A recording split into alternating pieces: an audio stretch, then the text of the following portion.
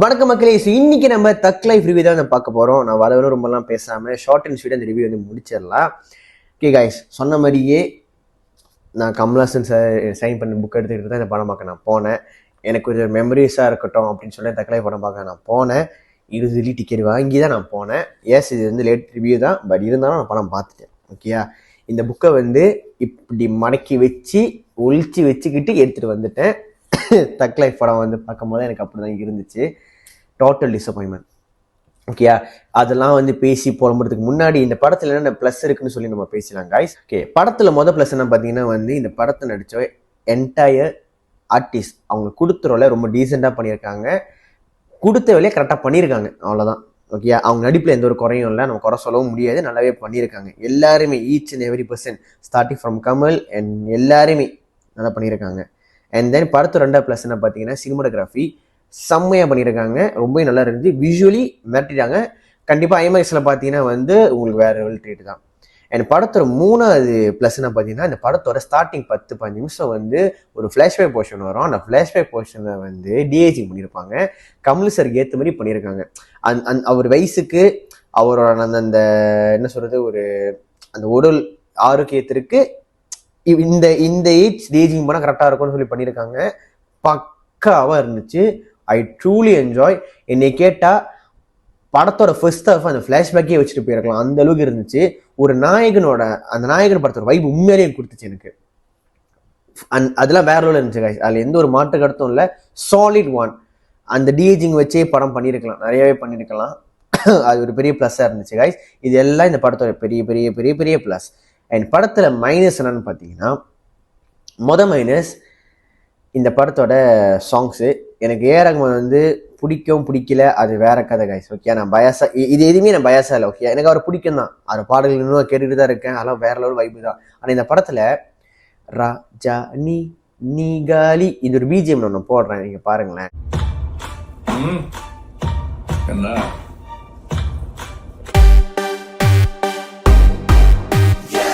Literally done done done done done done done அதுதான் இங்கே பாய்ச்சிருக்காரு. நீங்கள் சொல்லலாம் என்னது மியூசிக்கில் வந்து ஒரு சாம்பிள் வந்து வச்சுருப்பாங்க, ரெஃபரன்ஸ் வச்சுருப்பாங்க, அதுதான் வந்து எல்லாரும் வந்து யூஸ் பண்ணுறாங்க அப்படிலாம் சொல்லலாம். எனக்கு என்னென்னா கதையே பழசு கைஸ். அதாவது கதை ரொம்ப சிம்பிள். அதாவது கமல்ஹாசன் வந்து ஒரு பெரிய யங்ஸ்டர், அவர் இடத்த பிடிக்கிறதுக்கு அடுத்தது யார் வரா, சிம்பு வராரா இல்லையா, சிம்புக்கும் இவருக்கும் வந்து பிரச்சனை வருதா இல்லையா, கடைசியில் யார் தான் வந்து அந்த இடத்த பிடிக்கிறா, அந்த இடத்த பிடிக்கிறாங்கன்னு இல்லையா, அந்த இடம் இருக்கா இல்லையா, அதுதான் இவ்வளோதான் கதை. இல்லை ஸ்பாயிலர் பண்ணுறதா ஒன்றுமே இல்லை. டெய்லரில் அந்த என்டையர் ஸ்டோரியை காமிச்சு முடிச்சிட்டாங்க, டெய்லரையே காமிச்சிட்டாங்க. அடுத்தது யார், நம்ம அவர் பேர் என்னதுன்னா நம்ம மணிரத்னம் சார் இருக்கார்ல, அவர் ரீசன் அந்த படங்கள் எல்லாமே அப்படித்தான் இருக்கு. செக்கச்சந்தவானும் பார்த்தீங்கன்னா வந்து அடுத்தது யார், அந்த சீட்டுல யார் உட்கார போறா, அடுத்தது யார். அண்ட் தென் சொல்லி வச்ச மாதிரி பார்த்தீங்கன்னா வந்து பொன்னியின் செல்வமும் அதே மாதிரி தான். ஓகே, பட் அவருக்கு அமைஞ்சிருச்சு அது. இந்த கதையிலையும் அதான் பண்ணிருச்சு. இந்த கதை அப்படிதான் பண்ணியிருக்கிறாரு. லிட்டரலி அடுத்தது அப்படிதான் பண்ணியிருக்காரு. பெரிய ட்விஸ்ட் அண்ட் ஒண்ணுமே இல்லை. ரொம்ப ரொம்ப ரொம்ப ப்ரெடிக்டபிளான ஒரு ஸ்டோரி. எல்லாமே இப்படி பண்ணலாம். இப்போ எப்படி தெரியுமா, நான் இப்போ இரும போறேன் உங்களுக்கு தெரியும், அந்த அளவுக்கு ப்ரெடிக்டபிளாக தான் இருந்துச்சு. என்டையர் ஸ்கிரிப்டே அப்படிதான் இருந்துச்சு. ஸ்டோரி ரொம்ப ரொம்ப ரொம்ப ரொம்ப வீக். ஸ்டோரியை தாண்டி ஓகே, நீங்கள் நம்ம எல்லாருமே எக்ரி பண்ணிக்கலாம், எல்லா கதைகளையுமே வந்து எடுத்து முடிச்சாச்சு, எடுத்த கதை திரும்ப எடுத்துக்கிட்டு இருக்கோம், இதான் உண்மை. ஓகேயா, ஆனால் அந்த படம் அந்த கதையை எது ஜெயிக்க வைக்குதுன்னா ஸ்க்ரீன் பிளே ஜெயிக்க வைக்குது. இந்த படத்தோட பெரிய வீக்னஸ் ஸ்க்ரீன் பிளே தான். டேம் போரிங்கான ஸ்க்ரீன் பிளே. நான் நிறைய தடவை எனக்கு தூக்கம் தான் வந்துச்சு, உண்மையாக ரொம்ப தூக்கம் வந்துச்சு, எனக்கு சுத்தமாக ஒர்க் ஆகலை. அண்ட் தென் சில பேர்த்தோட கேரக்டர் ஆர்க். ஃபர்ஸ்ட்டு இந்த படத்தோட கதாநாயகன் உலகநாயகன் கமல்ஹாசன் இப்போ விண்வெளி நாயகன் ஆகிட்டாரு. ஓகே, அவரோட கேரக்டராக்கு வந்து மட்டமாக இருந்துச்சு. அதாவது அதாவது ஒய்ஃபுக்கு வந்து உண்மையாக இருக்கணும்னு ஒரு பக்கம் பேசுகிறாரு, அப்புறமா கீப் வச்சிருக்காரு. ஒய்ஃபுக்கும் தெரியுது கீப் வச்சிருக்காங்கன்னு தெரியுது, ஆனால் அது சர்வசாதாரணமாக கடந்து போகிறாங்க. அதில் அந்த படத்துலேயே ஒரு சீன் வச்சிருக்காங்க, ஒய்ஃபு கீப் இருக்குன்னு ஒய்ஃபுக்கு வந்து தெரியுது கீப் வச்சிருக்காருன்ட்டு கழுத்தில் தாலி இல்லைன்னு சொல்கிற ஒரு சீன் வருது. கமல்ஹாசன் உள்ள வந்து அவர் பேசுகிறாரு, எமோஷனல் ஆக வேண்டிய சீனு. கமல்ஹாசன் எமோஷனல் ஆகி ஒய்ஃபை கவுத்துட்டாரு. அப்ப அந்த கீப் வச்சிருக்காருன்னு சர்வசாதாரணமா கடந்து போறாங்க. அப்ப இது என்னதான் சொல்ல வராங்க புரியல. அப்புறமா இன்னொரு கடத்துல வந்து ஒய்ஃப் கீப்பை வச்சுக்கிட்டே பேசுறாங்க, அப்புறமா வந்து கிஸ் அடிக்கிறாரு. அவரோட கேரக்டரா ரொம்ப மட்டமா தான் இருந்துச்சு இந்த படத்துல, ரொம்ப ரொம்ப மட்டமா இருந்துச்சு. அப்புறமா சிம்புக்கு வருவோமே.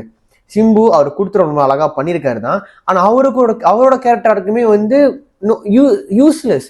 அதாவது அப்பா ஒரு பொருளை பாய்க்கிறாரு, அந்த பொருளை வந்து இவர் கேட்கிறாரு, த்ரிஷா வேணும்ன்றாரு. அதுல சொல்றாரு, நான் தப்பா சொல்றேன்னு தெரியல, இந்த டைலாக்கா இருக்கும், நான் எனக்காக கேட்டேன், எங்க அப்பா எனக்காக எடுத்து வந்து என்கிட்ட இருந்து ஒன்னு மறைச்சிட்டாரு. இப்ப அவரை போட்டு தந்த கையோட சிம்பு வந்து த்ரிஷா எடுத்துக்கிறாரு. என்னடா இது, இவ்வளவு காஜாரா இருப்பீங்க? அப்படிதான் இருந்துச்சு, அப்படிதான் போற்றி ஆகுதுன்ற சொல்ல வர. சும்மா சும்மா கமலாசு கவு சத்திடுறாரு, ஜெயிலுங்க வெளியேறாரு, த்ரிஷா கூட போயிடுறாரு. உங்களுக்கு புரியுதா? இந்த கேரக்டர் ஆக்கி வந்து இவர் பெரிய வில்லன் அப்படிலாம் வந்து எதுவுமே தோணல, பெரிய கேங்ஸ் அப்படின்னு தோணவே மாட்டேங்குது கைஸ்.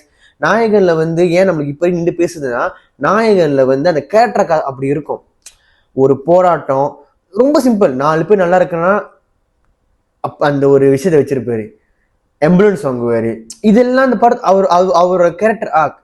அவரு யங்ஸ்டர்ல இருந்து அந்த எண்டிங்ல அந்த வயசான தோற்றத்துக்கு மாறாருல, இந்த இடப்பட்ட காலத்துல அவரோட பாடி லாங்குவேஜ் அப்படியே மாறும். இப்படி நடப்பாரு, அந்த வயசான தோட்டத்துல வரும்போத இப்படி நடப்பாரு. இதெல்லாம் கேரக்டர் ஓகே. அந்த மாதிரி இதுல இல்ல. இந்தி தாத்தா பார்த்த மாதிரி தான் இருந்துச்சு. உண்மையா சொல்லணும்னா இந்தியா டூ ஃபார்மோ பெட்டர்னு சொல்லலாம் இந்த படத்துக்கு, ஓப்பனாவே சொல்றேன். எனக்கு புரியல. அப்புறம் விவேகம் வருது. விவேகம் வந்து அந்த சீன் அப்படியே இருக்கு, காலகாலமா பண்றாங்க. ஒரு ஹீரோவை வந்து சாவடிக்கணும்னா மலையை கூட்டி போய் சாவடிச்சிடறாங்க, அதுதான் திருப்பி எடுத்து வச்சிருக்கிறாரு. அதுல கூட எதுவும் மாத்த மாட்டீங்க, அப்படிதான் இருந்துச்சு. போறாரு, கும்ஃபு கத்துட்டு வராரு, அதுக்கப்புறமா சென்னை கத்துட்டு வராரு. இந்தியாவுக்கு வந்த கையோட, டியூனிக்கு வந்த கையோட ஃபுல்லா வந்து அந்த கும்ஃபு சட்டையை போட்டு சண்டை போட்டு இருக்கிறாரு. சரிடா, ஏதோ போறா கொதைக்கு 2 வருஷம் கத்துக்கிட்டீங்க, போட்டுட்டு வந்துட்டீங்க, சரி. ஆனா அதுல கூட ஒண்ணு சொல்லிட்டு போறாரு மனுஷன், நான் திருப்பி வர்றது என்னோட ஒய்ஃபுக்காக, பேரை சொல்லிட்டு என் மகளுக்காக அப்படின்றாரு. ஏத்துக்கவே முடியல. கீப்பை வச்சுக்கிட்டு நீ எல்லாம் பேசலாமா? அப்படிதான் இருக்கு. அதுக்கப்புறம் திருப்பி கீப்பை போய் பாக்குறாரு, கீப்பை போய் பாக்குறாரு. எனக்கு புரியல, இது என்னதான் இந்த கேரக்டர் ஆக்சுவலி என்னது? இவர் யாரு? நான் ஒண்ணு சிம்பிளா சொல்லட்டா, ஒரு இடத்துக்கு நான் வரணும், இப்ப செக்கச்சந்தம் ஒன்று இருக்கும், அந்த சோஃபாக்கு ஒன்று இருக்கும், ஓகே, பிரகாஷ் வந்து இப்படிப்பட்ட ஒரு இப்படி அப்படி ஜாம்பவான் அப்படின்ட்டு, அந்த சோஃபாக்கு வர்றதுக்கு ஒரு நாயம் இருக்கு. சக்தியில் எல்லாம் கிழிச்சிட்டாருன்னு சொல்லிட்டு அவர் இடத்துக்கு வர்றதுக்கு எல்லாரும் ஆசைப்படுறாங்க. ஏன்னா கேரக்டர் ஆக் அங்க இல்ல. இப்ப நாயக்கர் இருக்காருல்ல, அந்த நாயக்கரோட இடத்துக்கு எல்லாரும் வரணும்னு ஆசைப்பட்டாங்கன்னா அங்க ஒரு கேரக்டர் இருக்கு, ஒரு வேர்த் இருக்கு. ஓகேயா? ஒருத்தன் வந்து இப்படி தூக்கி நிக்கிறான், அவன் வேற லெவல் நிக்கிறான்னா அவன் இடத்துக்கு வரணும்னு ஆசைப்படுறாங்கன்னா அவனோட கேரக்டர் அங்க இருக்கணும். இந்த படத்துல இந்த கேரக்டர் இல்லை.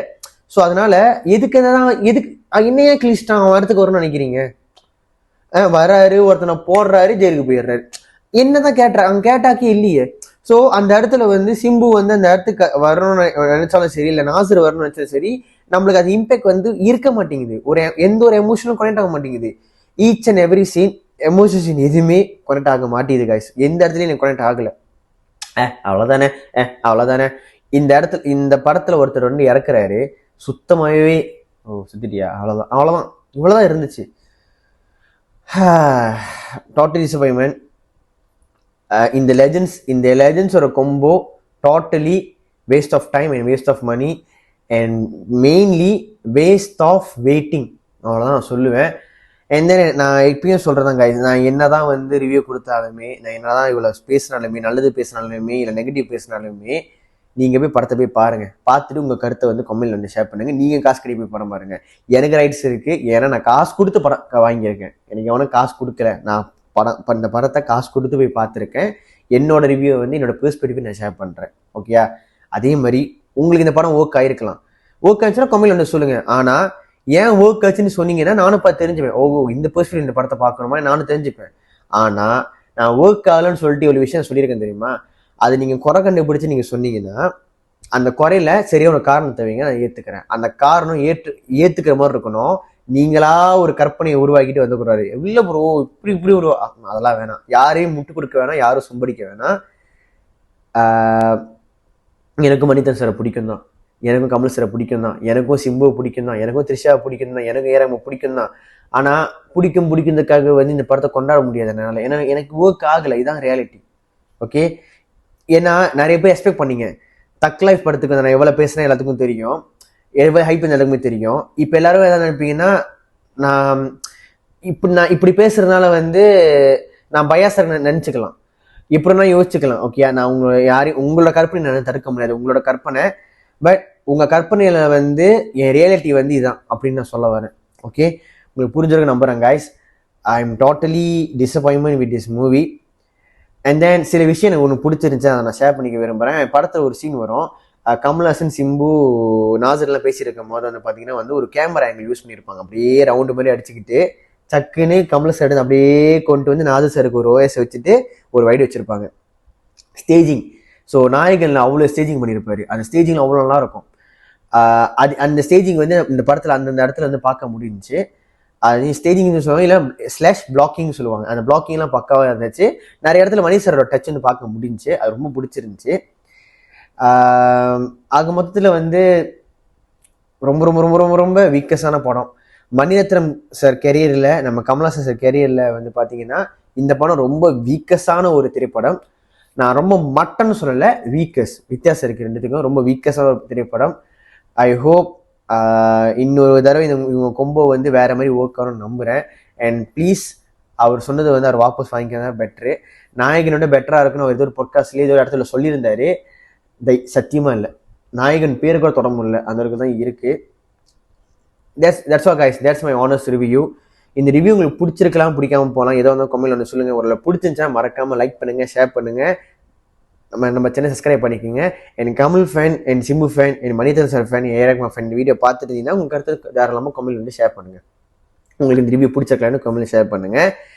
அண்ட் அகெயின் என்ன தான் நான் சொன்னாலுமே திருப்பி நான் தான் சொல்கிறேன், நீங்கள் போய் காசு கொடுத்து இந்த படத்தை போய் பார்த்துட்டு உங்கள் ரிவ்யூ வந்து ஷேர் பண்ணுங்க guys. ஓகேயா, நான் எப்பயுமே சொல்கிறது தான், உங்கள் பெர்ஸ்பெக்டிவ் நான் தெரிஞ்சுக்க பார்க்குறேன். We try to be healthy community. கம்யூனிகேஷனில் வந்து ஹெல்த்தியான கம்யூனிகேஷனை வந்து உருவாக்குவோம். நீங்கள் எல்லாம் நம்ம நாலேஜை ஷேர் பண்ணுவோம், டிஸ்கஸ் பண்ணுவோம். I am okay to discuss.